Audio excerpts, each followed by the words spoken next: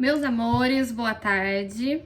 Bom, eu resolvi fazer esse vídeo como sendo mais um resumão, uma revisão sobre petição inicial. Algumas dúvidas chegaram até mim, até a data de hoje, que me parece que está havendo algumas dúvidas relacionadas ao endereçamento, ao direito e ao pedido da petição inicial.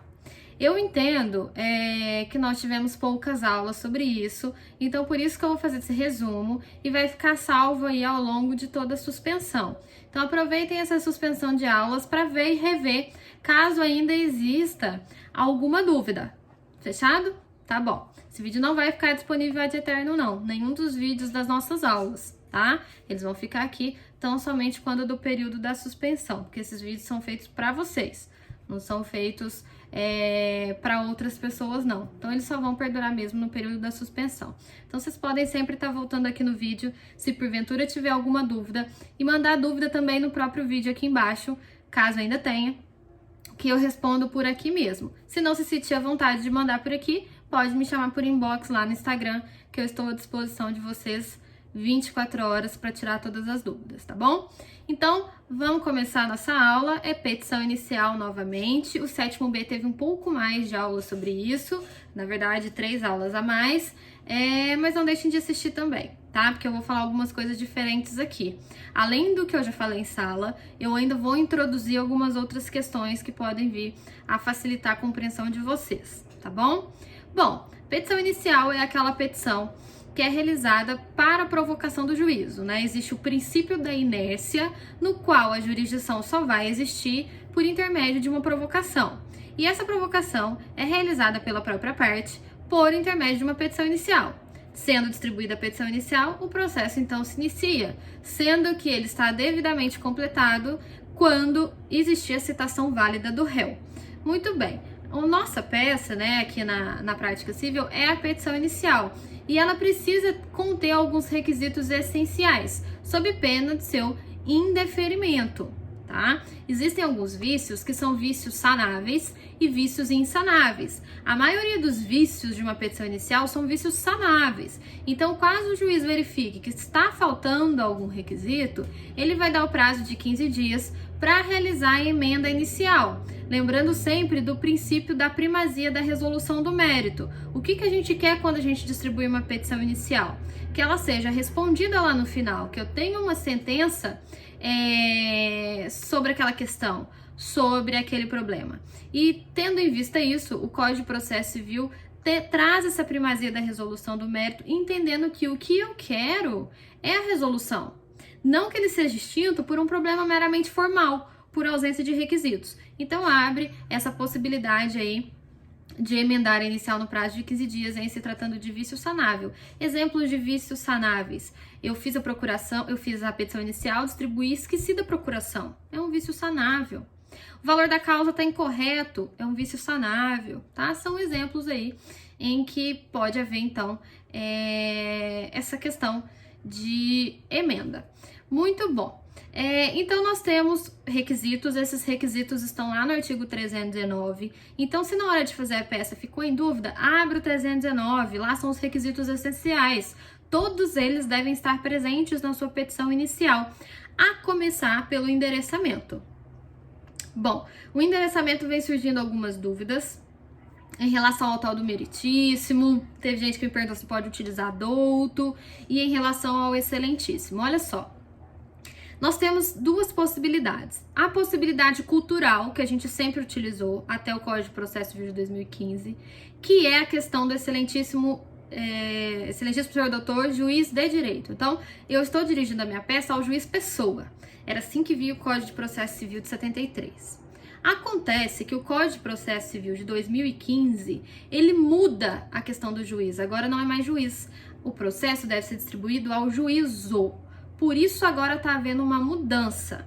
E essa mudança é tão somente a questão da nomenclatura. Então agora não é mais ao juiz, e sim ao juízo. E como é que eu trato esse juízo? Qual é o pronome de tratamento? Eu posso utilizar meritíssimo juízo ou douto juízo, que é a mesma coisa, tá? Então na hora da prova vocês vão optar ou utilizar a forma antiga e cultural, que as pessoas ainda utilizam, ou a forma que eu sugiro, que é a forma mais correta, que é a técnica mais correta, que é o juízo. E aí vocês podem escolher se querem optar pelo meritíssimo ou pelo douto, tá? Gente, o ideal é vocês assistirem esse vídeo com o material que tá já no portal do aluno de vocês, porque aí vocês conseguem ter acesso ao raciocínio que eu tô fazendo aqui, tá? Então, pode ser um ou outro, lembrando que juiz eu falo excelentíssimo e outro douto ou meritíssimo, muito bom. Mas o problema de vocês que eu tô percebendo é em relação em qual justiça eu vou distribuir meu processo. Pessoal, olha só, a justiça, a gente precisa saber que existem justiças que são especializadas e por isso elas se sobrepõem à justiça residual. Exemplo, nós temos justiça eleitoral, justiça penal, justiça trabalhista, justiça federal, justiça militar e justiça estadual. No nosso caso, desse semestre, o que nós vamos ter sempre é uma justiça estadual, que é o residual. Então, na vida real, o que vocês vão fazer quando chegar algum caso para vocês? Vocês vão ter que verificar se trata de uma justiça especializada. Exemplo, é trabalhista? É relação trabalhista? Então, eu estou na vara do trabalho. Aí é outra situação. É eleitoral? Estou na justiça eleitoral. É uma questão federal, lá do artigo 109 da Constituição Federal? Se for, exemplo, uma situação envolvendo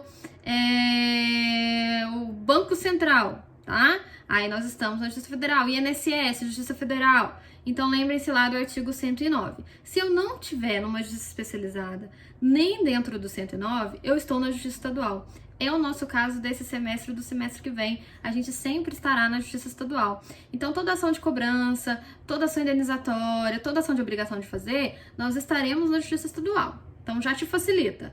Mas, se você, na hora que lê o exercício, que não for da minha matéria, você está fazendo um exercício qualquer, a primeira coisa que você tem que olhar é, existe uma justiça especializada? Está dentro do rol do 109? Se não estiver, aí eu vou para residual, que é o que sobra. Quando eu falo residual, é o que sobra. Se não serviu as anteriores, é porque é estadual, tá? Então, a gente viu que esse semestre sempre será estadual. E aí, a gente entra na questão principal de dúvida de vocês, que é em relação ao foro competente, a circunscrição territorial, em que cidade eu vou distribuir meu processo. Mencionei para vocês em sala que nós temos duas regras genéricas que estão no Código de Processo Civil, no artigo 46 e no artigo 47. O artigo 46 fala o seguinte para vocês, que será de competência do domicílio do réu o julgamento das ações pessoais e de direitos reais relacionados a bens móveis. E o artigo 47 trata da situação dos bens imóveis. Envolvendo situações relacionadas a bens imóveis, o processo deverá ser distribuído no local do imóvel. Essas duas situações são as situações genéricas, ou seja, se não houver nenhuma exceção, eu vou utilizar essa regrinha geral. Acontece que na hora das questões de prova ou de exercício em casa, muitas das vezes eu vou passar a exceção para vocês saberem e aprenderem as exceções. Uma delas a gente já fez, que é da Lei 9.099, o artigo 4º. A Lei 9.099 é sobre o juizado especial civil e criminal, no nosso caso aqui interessa a jurisdição civil.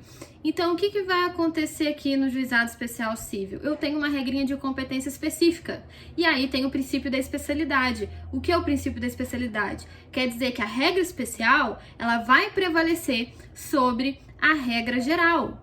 Então, eu tenho que atender aos requisitos do artigo 4º da Lei do Juizado Especial. Quando será competente o juizado especial? Quando tiver causas, em regra geral, de até 40 salários mínimos. E aí eu posso distribuir essa ação lá no juizado. Se eu optei em distribuir para lá, eu tenho que obedecer as regras de competência de lá. Só que as regras de competência de lá são muito mais abrangentes, justamente para facilitar as causas de menor valor. Porque por que o juizado existe? Por que ele foi criado? Para auxiliar que todas as pessoas tivessem acesso ao poder judiciário. A inafastabilidade jurisdicional, a possibilidade de eu ajuizar uma ação, por exemplo, até 20 salários mínimos, sem precisar de advogado, que aí é facultativo.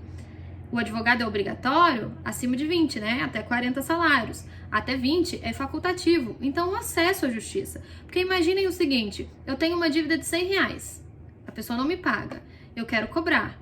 Aí eu vou ter que contratar um advogado, mas o advogado vai me cobrar 1.000. Faz sentido isso? Não, por isso existe o juizado especial, para atender essas causas de menor valor. Não são causas pequenas, porque não existe nenhuma causa pequena ou causa grande. São só causas que têm um pequeno valor. E aí, para ajudar a pessoa a receber aquele valor, existe, então, o juizado especial. Então, se é para isso que ele serve, tem que facilitar o acesso. E como que facilita o acesso? Dando mais de uma opção de distribuição. Então, o que fala o artigo 4º? Que eu posso distribuir o processo na regra geral. Qual que é a regra geral? A comarca do réu, não é isso? Isso tá também lá no inciso 1 do artigo 4º da Lei 9.099. Além disso, eu posso distribuir também no local onde a obrigação deva ser satisfeita. O que é o local onde a obrigação deva ser satisfeita? Imagina que eu tinha que construir um muro na cidade de Eloy Mendes.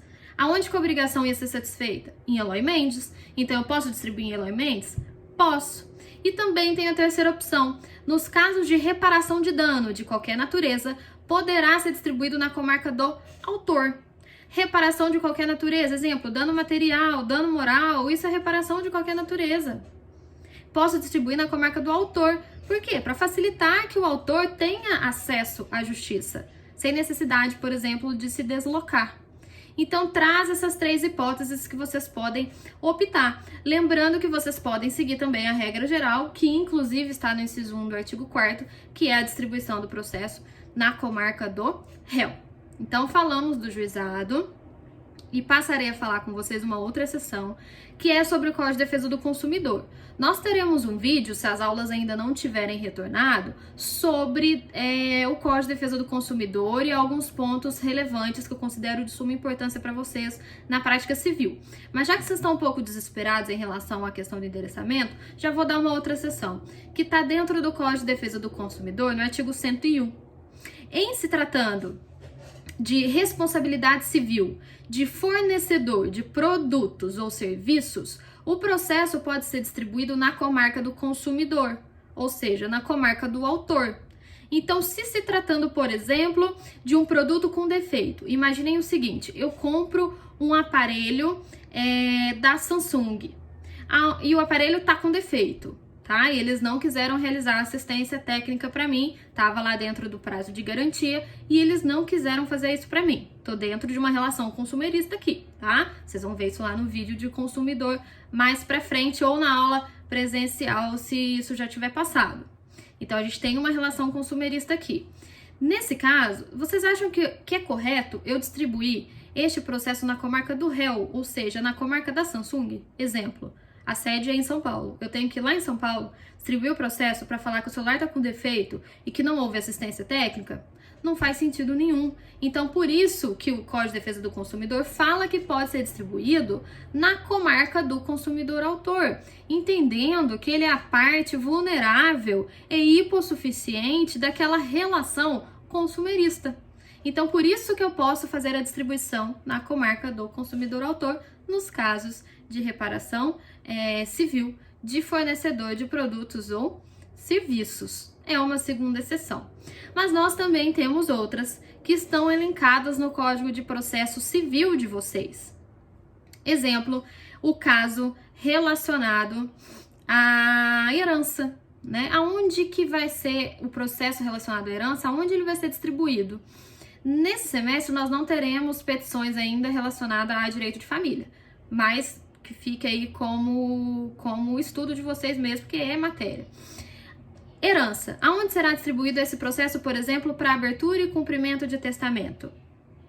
Aonde vocês acham que é? Em regra geral, pessoal, é na comarca do autor da herança, né? Daquele do falecido, né?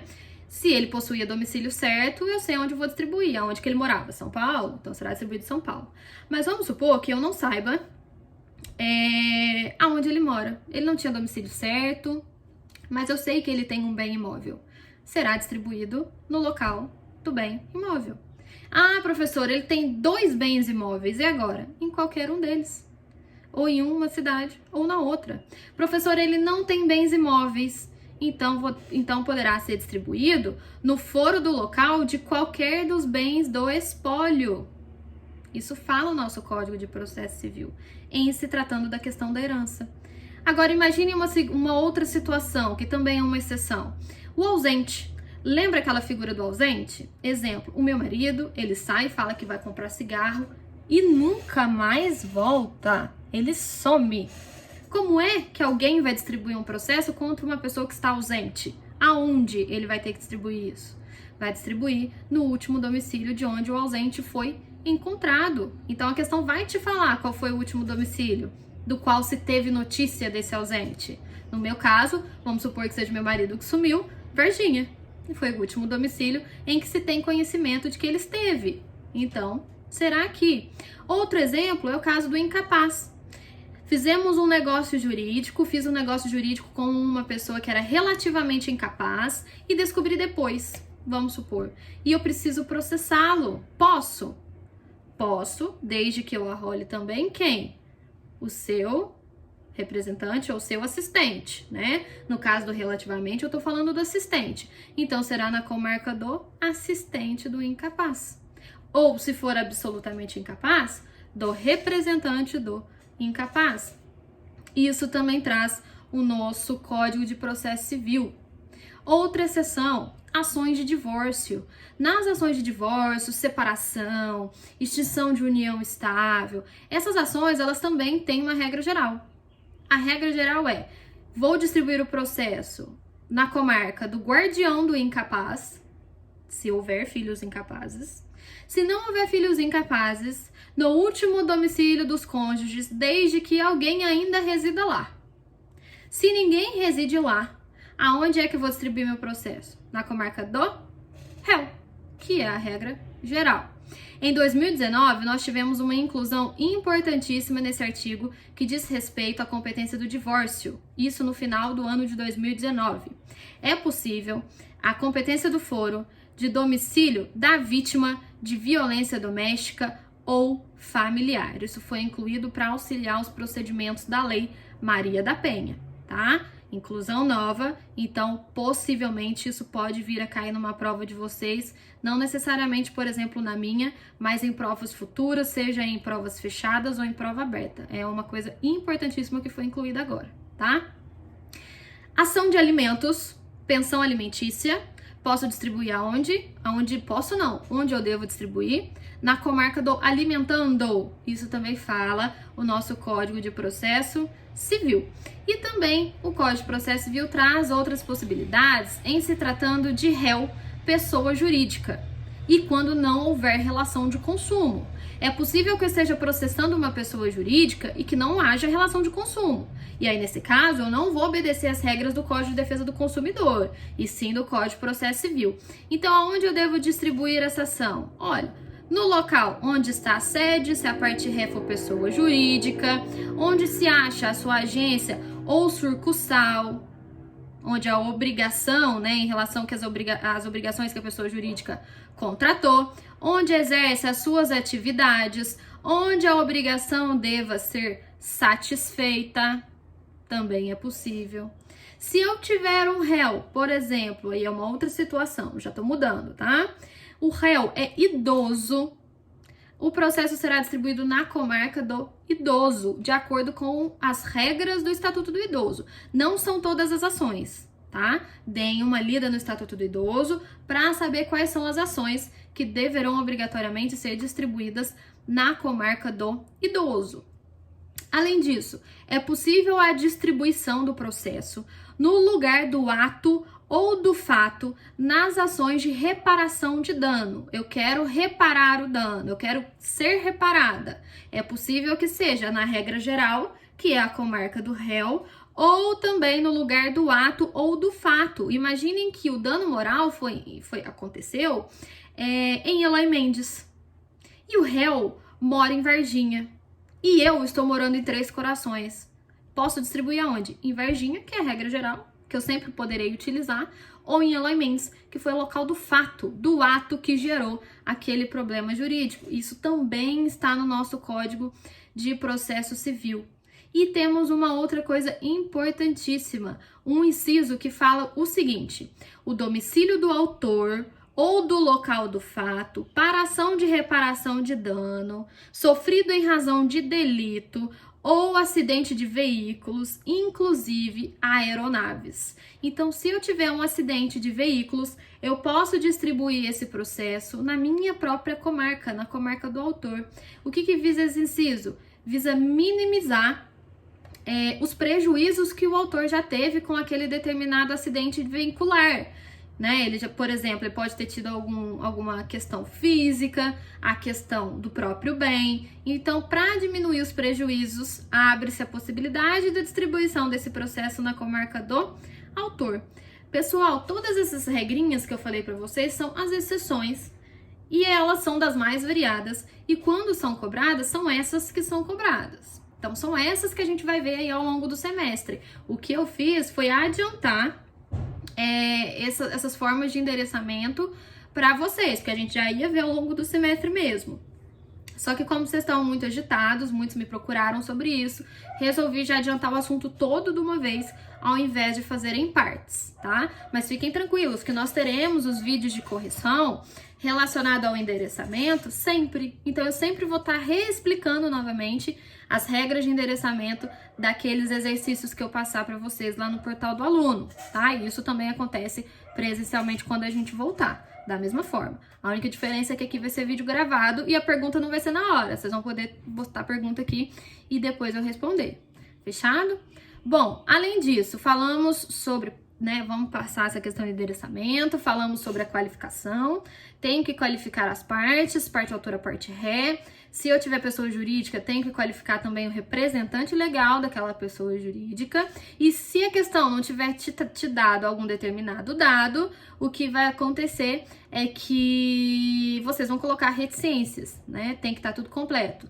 Se eu não tiver te dado um dado, reticências. Muito bom. Agora, causa de pedir. Causa de pedir, estou dizendo fatos e fundamentos, né? O que eu estou querendo? Fatos, vocês vão ali resumir o que a questão te deu, o que a questão deu para você ali de informação, muito simples.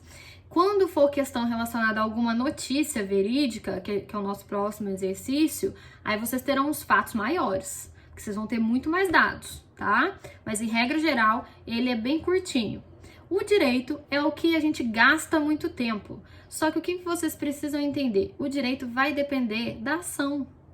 Vai depender do fato. Por exemplo, a questão que a gente fez em sala tratava-se de mora, de ato ilícito e sobre direito de obrigações. Então, vocês lembraram na sala comigo o que é mora? Vocês lembraram o que é ato ilícito? E um pouquinho que a gente viu sobre obrigações. São coisas que vocês já tiveram, mas que a gente recordou em sala. Ou seja, se novamente cair alguma questão relacionada a isso, sobre mora, sobre a pessoa que não pagou no prazo correto, que venceu e não pagou, vocês já vão lembrar, poxa, essa pessoa tem mora. Então eu vou lá verificar os artigos relacionados à mora. Lembra que eu ensinei a vocês como que eu acho os artigos? Sempre ao final do código, exemplo, Código de Processo Civil, no final vai ter um índice. Aí você vai procurar mora, vai vir uns artigos sobre mora e você vai escolher aqueles que você acha mais pertinente ao determinado caso. Então a gente fez aquele de uma ação de cobrança, então vocês já sabem como que uma ação de cobrança vai funcionar. E a gente vai ver ao longo do semestre outras questões. Exemplo, a última questão de vocês, vai ter um vídeo sobre ele, de correção, foi sobre o PR. Né? Foi uma outra, não era uma ação de cobrança, era uma outra situação. Então tinham artigos novos, a questão da competência era diferente, que na verdade seria na comarca do réu. Vou explicar isso no vídeo competente para isso. Mas são casos novos, que eu falo no vídeo de lá. Então vocês sempre vão ter que recordar o que a gente está estudando para não esquecer, para não passar dificuldade depois, tá? Então não tem como eu explicar direito aqui para vocês, o direito. Assim, quais são os artigos que vão ter em cada ações? Não tem isso. Por exemplo, a próxima questão vai ser sobre queda de objetos de obra. Será que tem algum artigo específico sobre isso no nosso Código Civil? É isso que vocês vão trabalhar. É um trabalho de pesquisa de vocês. Vocês vão fazer a petição da forma que vocês acham que fica mais bonita possível, mais coerente, com o raciocínio jurídico mais coerente possível. Com a minha correção, vocês vão fazer a correção de vocês em casa. tá? Então isso é aos poucos mesmo, não precisa ficar desesperados, porque vocês aprendem. Podem ter certeza, o pessoal que tá lá no 9º período, hoje tem muita facilidade em fazer petição, eles já se adaptaram. Então isso vem com o tempo, é com a prática mesmo, tá? Então não tem como, neste vídeo, a gente falar sobre o direito propriamente dito, tá? Isso a gente vai vendo nas correções, ok? Tá. Dos fatos, então, bem resumido, do direito a gente vai vendo ao longo do semestre, e do pedido é realmente a parte importante que vale a pena a gente perder aqui também uns minutinhos. Mas antes de entrar nele, vamos falar sobre o nome da peça. Também algumas pessoas me questionaram sobre isso, que estão com um pouquinho de dúvida, não entenderam direito. Esse semestre nós teremos ações do procedimento comum, né? Um procedimento aqui no Código de Processo Civil, ele é dividido em procedimento comum e procedimento especial. Esse semestre é só procedimento comum. Então, são aquelas ações que são ações inominadas, que o nosso Código de Processo Civil não traz um nome para elas. São nomes que nós criamos. Então, é possível que eu utilize na minha petição o nome criado, exemplo, ação de cobrança, ou o nome genérico, que é ação de conhecimento pelo procedimento comum, que é a nossa ação. Por que ação de conhecimento? Porque a ação ela se subdivide em conhecimento e execução. Execução não é a nossa matéria de agora. Nós não vamos falar de título executivo. Então, sempre será uma ação de conhecimento pelo procedimento comum ou o nome inventado que vocês poderão utilizar. Ação de cobrança, ação de reparação de danos, ação indenizatória, ação de reparação, combinado com pedido de tutela, Então, vocês podem inventar ou utilizar o nome genérico. São ações inominadas pelo Código de Processo Civil. Semestre que vem, teremos procedimento especial. Aí elas são nominadas. Aí nós temos nome. Ação de divórcio, ação de consignação em pagamento, ação monitória. Aí nós temos um nome. Agora, nesse, nós não temos nome nenhum, tá? Então, vocês podem utilizar essas duas formas. Muito bem. Então, pulando, né, o nome da peça, já falamos da qualificação, os fatos bem resumidos, o direito é pesquisa, é entender o Código Civil, a estrutura do Código Civil e recordar os institutos, tá? Mas a gente vai recordando ao longo do semestre. Vocês estão aqui nesse momento é para errar mesmo. Mas vocês estão indo muito bem. Eu vi as petições tanto do B quanto do A, vocês estão indo muito bem, estão tendo um bom raciocínio. Vocês não vão mesmo acertar todos os artigos de cara, isso é realmente quase impossível. Mas vocês estão indo muito bem, podem confiar no que eu tô dizendo, tá? Em relação aos pedidos, é a parte mais importante, porque o pedido sinaliza o para o que eu estou provocando o juízo, o que é que eu quero. Se eu não peço alguma coisa, o juiz não vai poder sentenciar, ele não vai poder decidir, porque vai ser uma sentença extra, ultra petita, lembram disso? Então eu tenho que pedir. Se eu não pedir, vai restar em prejuízo ao meu cliente. Qual é o pedido principal? O pedido principal é normalmente a procedência do pedido e a condenação a tananã. Então, há o pagamento de 50 mil reais porque ele tá me devendo, há uma obrigação de fazer para subir um muro, há dano moral no valor de 20 mil. Então, tem esse pedido principal, ele tem que estar lá, você tem que pedir tudo que você almeja, tá? Mas a gente tem aqueles pedidos que são pedidos facultativos, e são pedidos facultativos porque eles são pedidos implícitos. Porque o Código de Processo Civil se entendeu. São pedidos que não precisam estar expressos dentro da petição, por um único motivo. O juiz sabe qual é a próxima medida que ele deve tomar. Exemplo, o pedido de citação. Pedido de citação é um pedido facultativo, implícito, por quê? Porque o juiz sabe que quando eu distribuo um processo, o que eu quero é a citação do réu. Senão, por que eu distribuí o processo? Para ficar lá, flutuante? Claro que não, é porque eu quero a citação. Então, o CPC de 2015, ele retirou como requisito do 319 o pedido de citação. Não existe lá mais o 319 esse requisito mais. Antigamente existia, hoje não. Outro exemplo de pedido implícito, pedido de condenação em honorários de sucumbência. Eu preciso pedir? O juiz já sabe que no final ele tem que condenar na sucumbência. Então não preciso. Então também não está lá no rol do 319. Lembra que ficou na dúvida? Vai no 319, que vocês vão lembrar quais são os requisitos. Professora, mas eu quero deixar os pedidos bem completinhos. Posso? Evidentemente que você pode. Vai ficar super completinho, super bonitinho. Eu só não pontuarei essas questões, tá? Ótimo. E tenho outros pedidos também que são obrigatórios, né? Exemplo, Tenho que falar se eu quero audiência de conciliação ou mediação, isso está no 319. Lembrando que no juizado especial, a conciliação ela é obrigatória. Então, não tem opção, ela vai acontecer. Eu também tenho que requerer as provas. Então, pessoal, no juizado especial não tem opção, eu sempre vou ter uma audiência de conciliação acontecendo. Então, esse é um dos pedidos que são obrigatórios. Protesto por provas, eu também tenho que ter, lembra aquela frasezinha? Proteste-se por todos os meios de provas admitidos em direito, especialmente, e aí vocês vão escolher documental, pericial, testemunhal, vocês vão escolher qual tipo de prova que vocês estão querendo, também é um pedido obrigatório.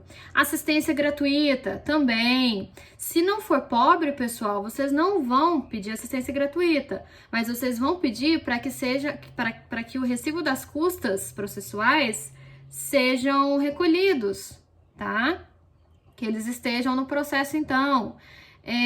Outro pedido obrigatório, vamos supor que o cliente de vocês seja idoso, eu coloco lá uma data, tá? E aí vocês vão ver que ele é idoso. Se ele é idoso, ele tem prioridade no julgamento, então tem que ter o pedido de prioridade do julgamento. Outra questãozinha relacionada ainda ao pedido, caso eu fale para vocês que vocês não têm o endereço do réu. Se vocês não tiverem o endereço do réu, o que vai acontecer? Vocês vão fazer no pedido um pedido de diligência para que o juízo possa descobrir qual é a comarca do réu. Entenderam? Tudo bem. Então, lembrem-se daquele modelinho que eu dei, que lá tem todos os pedidos possíveis, ok? Muito bem. Nossa matéria não enquadra tutela nesse semestre, então vocês não precisam colocar lá no pedido nenhum tipo de tutela, liminar, enfim, a gente fala disso mais pra frente. Além disso, pra gente fechar essa aula, a gente tem também a questão do valor da causa, né? Todo processo vai ter valor da causa, todos eles, inclusive aqueles em que não seja possível eu estipular um valor. Exemplo, uma ação de investigação de paternidade, qual é o valor da causa? Eu não sei. O Código de Processo Civil não fala que valor é isso, que valor eu tenho que dar, mas é pré-requisito da petição inicial. Tá lá no artigo 319. Se tá lá, é porque tem que ter. Então eu vou colocar lá um valor da causa para meros efeitos fiscais, para que possa ser calculado, por exemplo, a despesa do processo, os honorários de sucumbência e para que o processo possa ser distribuído, senão ele não vai ser, porque vai estar faltando um requisito, tá? Mas, em regras gerais, o valor da causa ele é muito simples, porque normalmente eu vou te dar. Então, numa ação de cobrança, eu tô te falando que a pessoa deve 50 mil, qual que é o valor da causa? 50. Valor do dano moral em 10 mil? Valor da causa, 10 mil. Lembrando que o valor do dano moral sempre deve ser mensurado de acordo com o novo Código de Processo Civil. Não pode ser arbitrado pelo juiz, tá? Eu tenho que pedir um valor. Isso mudou também em 2015 e eu vou dar esse valor na questão. Agora vamos supor que eu tenha pedidos cumulativos. Eu quero danos materiais no valor de 50 e danos morais no valor de 50 também. Qual será o valor da causa? A soma dos dois. O valor da causa será 100 mil reais. Agora, imaginem que vocês tenham pedidos alternativos, que o juiz conceda um ou outro. Que o juiz conceda 30 mil ou 15 mil. Qual será o valor da causa? O valor do pedido mais alto, 30 mil. É isso que nos fala o Código de Processo Civil. E além disso, ele traz uma outra regrinha lá no artigo 292 do Código de Processo Civil, deem uma lida nele. Quando eu tiver prestações, é possível que prestações já se venceram ou prestações vão vencer ao longo do processo. Qual será o meu valor da causa? Tudo vai depender, né? Eu tenho uma observaçãozinha que eu coloquei até no trabalho escrito de vocês, tem exemplo lá de como fazer esse cálculo. Então, fiquem atentos caso haja valor relacionado à prestação. Isso também eu já falei em sala, mas tá lá escrito tudo bonitinho. E lembrem-se daquelas ações que não têm valor, mas como é pré-requisito, vocês terão que embutir esse valor. Fechado? Termos em que pede deferimento, local, data, advogado, OAB, e aí vocês fecham a peça de vocês. Pessoal, esse é um resumo, tá? É um resumo do que dá pra gente falar sem estar numa questão específica, né? De forma genérica. É uma forma que eu tive de dar que eu achei para dar, sem que haja uma questão específica. Mas na resolução das questões, nos vídeos de correção, a gente vai vendo caso por caso e relacionado ao direito, tá? Mas vocês estão indo super bem. Eu corrigi aqueles esqueletos que vocês fizeram. Então, eu acho que em breve vocês vão pegar o jeito do negócio e é assim mesmo, tá bom? É aos poucos. Vocês estão começando agora a prática civil e estão indo já super bem. Então, fiquem na fé aí. Como diria um professor amigo meu, tenha ânimo firme e vamos prosseguir juntos até que a gente volte ao presencial quando essa suspensão acabar, tá bom? E encontramos em breve no próximo vídeo, que será de correção do exercício do PR, que foi o exercício que vocês fizeram aí ao longo dessa semana que passou, tá bom? No mais, espero que estejam bem.